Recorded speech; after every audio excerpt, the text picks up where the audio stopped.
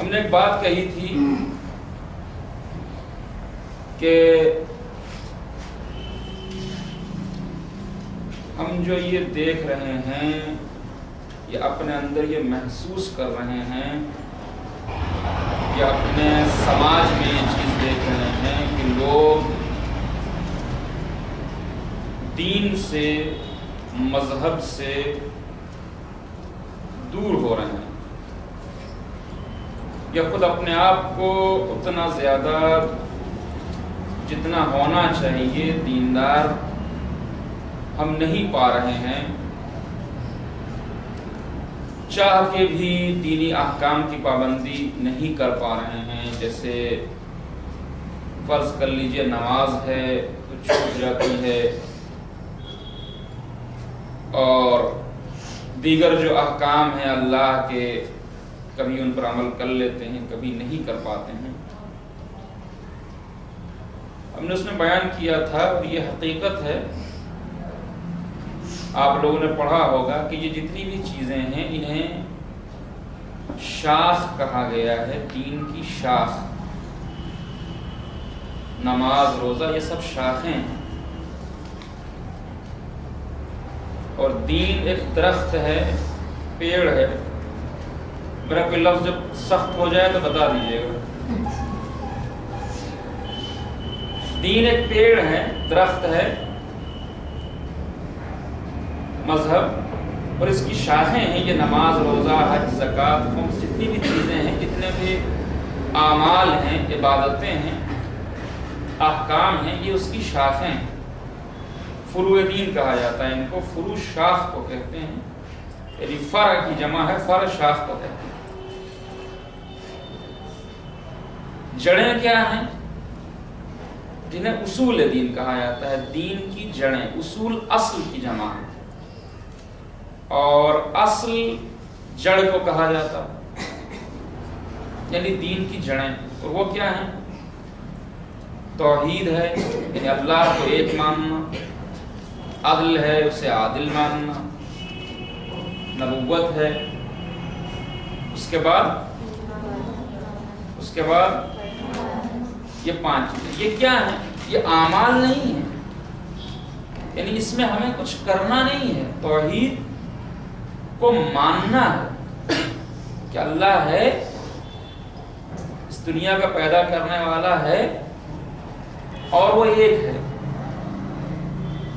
اس کے بعد ہمیں یہ ماننا ہے کہ وہ عادل ہے، انصاف کرنے والا ہے، یہاں بھی انصاف کرتا ہے اور آخرت میں بھی انصاف کرے گا۔ پھر ہمیں یہ ماننا ہے کہ اس نے نبی بھیجے ہیں 1,24,000، سب پر ایمان لانا ہے، اور خاص طور پر اس کے آخری نبی جو سید المرسلین ہیں، سارے انبیاء کے سردار ہیں، انبیاء کے لیے نبی ہیں، انبیاء کے امام ہیں، رحمت للعالمین ہیں، ان کی نبوت، رسالت اور خاتمیت پر یقین رکھنا ہے کہ وہ آخری نبی ہیں۔ خاتمیت کے معنی ہوئی کہ وہ آخری نبی ہیں، ان کے بعد کوئی نبی نہیں آئے گا۔ اس کے بعد ہمیں یہ ماننا ہے کہ آپ جب اس دنیا سے تشریف لے گئے ہیں، آپ کا وصال ہوا ہے، جیسا کہ تاریخ آ رہی ہے 28 صفر، تو آپ اس دنیا سے آپ کا انتقال ہوا ہے، تو ہمارا یعنی شیعوں کا یہ ماننا ہے کہ آپ اپنی زندگی میں ہی اپنے بعد اپنا خلیفہ اور نائب مقرر کر کے گئے ہیں کہ ہمارے بعد مسلمانوں کا امام، رہبر، لیڈر، رہنما کون ہوگا۔ اور وہ جہاں کئی جگہ پر آپ نے اعلان کیا ہے، وہاں غدیر خم میں بھی اس کا اعلان کیا ہے، تو پھر وہاں سے سلسلہ امامت شروع ہوتا ہے۔ تو یہ ہمیں ماننا ہے، اس میں کچھ کرنا نہیں ہے۔ اور آخر میں قیامت، اس دنیا کے بعد ایک اور دنیا ہے جسے برزخ کہا جاتا ہے، مرنے کے بعد سے جو شروع ہوتی ہے، اور پھر وہ دن کہ جب سارے جو زندہ ہیں وہ مردہ ہو جائیں گے، اور پھر اس کے بعد سب کو زندہ کیا جائے گا، اور سب کا حساب کتاب ہوگا، اور پھر برے لوگ جو کافر ہیں ظالم ہیں وہ ہمیشہ کے لیے جہنم بھیج دیے جائیں گے، اور جو اچھے لوگ ہیں، نیک لوگ ہیں، وہ ہمیشہ کے لیے جنت بھیج دیے جائیں گے. تو قیامت پر یقین رکھنا ہے، ماننا ہے. اب کیوں یہ جن چیزوں پر ہمیں یقین رکھنا ہے توحید سے لے کر کے قیامت تک، یعنی جو اصول دین ہے، جڑیں ہیں، تو کیوں جڑیں کہا گیا؟ ہمیں یقین تو ہے قیامت آئے گی اور ہمارا حساب ہوگا، کتاب ہوگا، ایک ایک عمل کے بارے میں ہمیں جواب دینا ہوگا، یہ یقین ہے. مگر اس کے بعد بھی ہم دین کی پابندی نہیں کر پاتے ہیں، گناہ ہو جاتے ہیں، معصیت ہو جاتی ہے، نافرمانی ہو جاتی ہے اللہ کی. اور جب ہمیں یقین ہے کہ اللہ دیکھ رہا ہے ہر عمل کو، ہر شے کو، ہر چیز کو، اس کے بعد بھی ہم اس کے یہ یقین رکھتے ہوئے بھی کیوں کوئی ایسا کام کر جاتے ہیں جو اسے پسند نہیں ہے، جس سے اس نے منع کیا ہے؟ اس کی وجہ کیا ہے؟ یقین ہے نا ہم کو کہ بھئی وہ ہے، اللہ ہے، ہمارا سب کچھ، ہمارا ہر عمل دیکھ رہا ہے. اور صرف ہر عمل دیکھ نہیں رہا ہے، بلکہ ہم جو دل میں سوچ رہے ہیں اس کی بھی اسے خبر ہے، وہ بھی جانتا ہے ہم نے کیا سوچا، کیا نیت کی، کیا ارادہ کیا، کون سا کام کس نیت سے انجام دیا، وہ جانتا ہے. پھر بھی کوئی جان بوجھ کے یا غلطی سے اس کی معصیت، نافرمانی ہو جاتی ہے، حکم عدولی ہو جاتی ہے. قیامت پر یقین ہونے کے باوجود کہ حساب کتاب ہوگا، مسلمان شیعہ گناہوں میں مبتلا ہو جاتے ہیں. جب یقین ہے قیامت آئے گی اور ہر چیز کا حساب ہوگا، تو پھر کیوں ایسا ہوگا؟ ایسا تو نہیں ہے نا کسی کو یقین نہ ہو. بھائی جو بھی شیعہ ہے یہ اس کا ایمان ہے کہ وہ مانتا ہے خدا کو عادل مان رہے ہیں کہ وہ انصاف کرے گا، اس کے بعد بھی سوچتے ہیں کہ گناہ کر رہے ہیں، غلطیاں کر رہے ہیں. نبی اور امام پیغمبر اسلام کو بھی مان رہے ہیں، ان کے بعد ائمہ کو بھی مان رہے ہیں، اور یہ بھی جانتے ہیں کہ ائمہ، خاص طور سے امام اصغر صلی اللہ تعالیٰ فرج شریف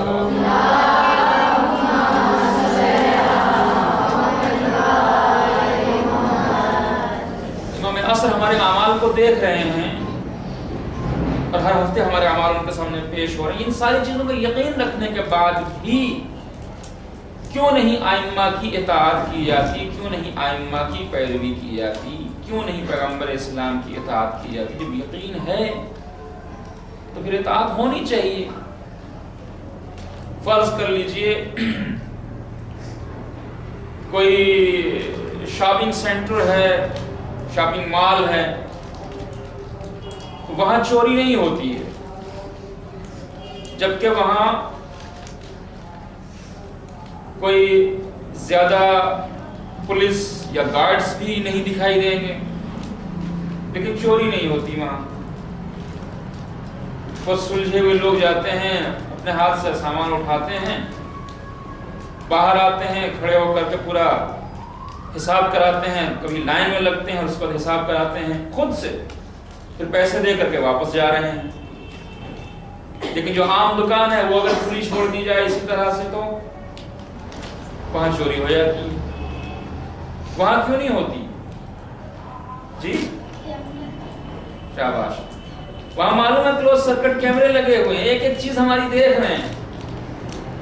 تو آپ نے محسوس کیا کہ جب یقین ہو گیا انسان کو کہ ہمیں کیمرے کی آنکھ دیکھ رہی ہے تو پھر وہاں چوری نہیں ہو رہی ہے. تو کیا اتنا بھی انسان کو یقین نہیں ہے کہ جیسے وہ کیمرہ دیکھ رہا ہے ایسے اللہ اس سے کہیں زیادہ نہ صرف یہ کہ اسے دیکھ رہا ہے بلکہ وہ جو سوچ رہا ہے وہ بھی جانتا ہے، اس کے دل کو بھی دیکھ رہا ہے، اس کے ذہن کو بھی دیکھ رہا ہے، اس کی فکر کو بھی دیکھ رہا ہے. اس کے بعد بھی کیوں انسان گناہ کر رہا ہے؟ یعنی وہاں اس کو یقین ہے کہ کیمرہ دیکھ رہا ہے، یہاں کیا یقین نہیں ہے؟ بتائیے آپ کو یقین ہے یا نہیں ہے؟ حقیقت تو یہ ہے کہ جیسا یقین ہونا چاہیے ویسا یقین نہیں ہے، ویسا یقین نہیں ہے۔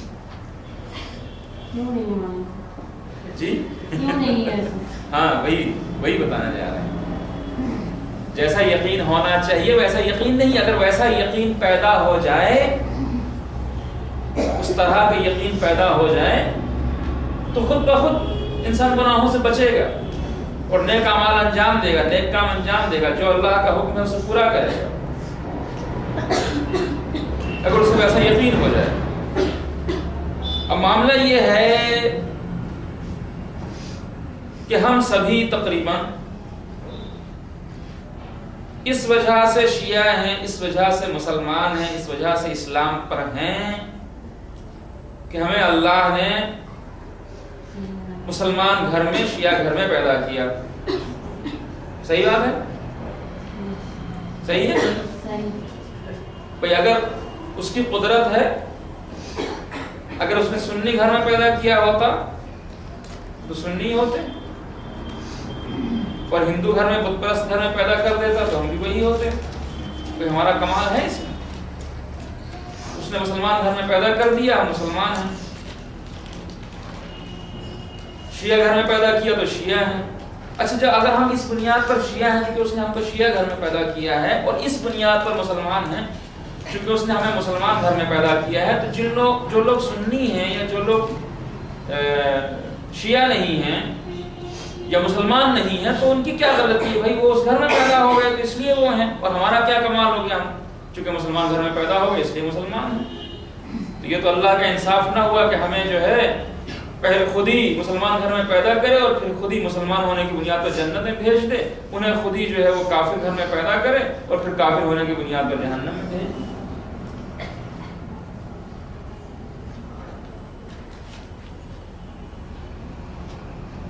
بھئی نہ ہمارا کوئی کمال اس میں ہے اور نہ ان کی کوئی کمی ہے۔ ان کی کیا کمی ہے؟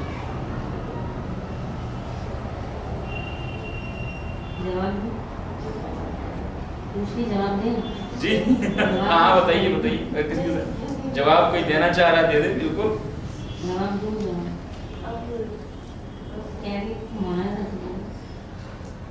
اللہ نے ہم کو عقل دی ہے، جی جی، عقل کے ذریعے ہم پہلے پہچانے کہ کون سے سوال صحیح ہے، کیا مذہب کون صحیح۔ صحیح یہی جواب ہے۔ ایک آیت آپ لوگوں کو لکھوا دیتے ہیں۔ بسم اللہ الرحمن الرحیم، یہاں لکھ دیتے ہیں سورہ بقرہ آیت 170